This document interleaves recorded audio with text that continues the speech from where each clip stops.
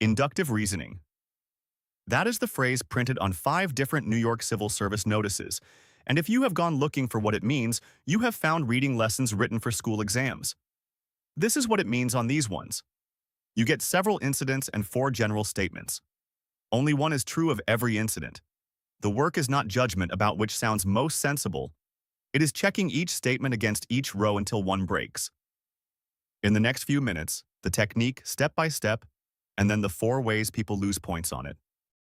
First, test every option against every row. Take an option and walk down the log.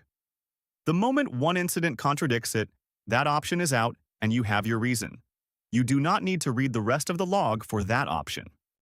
Second, watch the direction of the claim. Whenever A, then B, and whenever B, then A are different claims, and the log usually supports only one of them. The reversed version is the most common wrong answer in this format, precisely because it reuses both of the right words. Third, distrust anything that says every incident.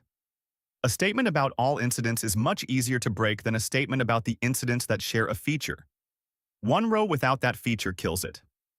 Check those options first. They are the fastest to eliminate.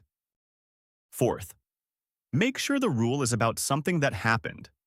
A rule about a condition that appears in none of the incidents is technically unbroken and completely useless. The answer will always be a rule that several incidents actually exhibit. Now the other half, and it is the half most people skip. These are the 4 ways this ability is actually lost. Not by not knowing, but by answering the question next to the one on the page.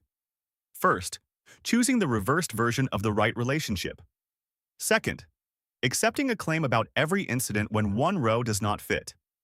Third, stopping after 2 rows because the pattern looked settled.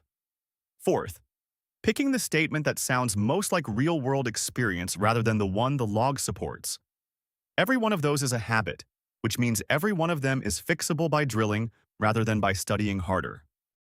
And this is why it is worth the effort.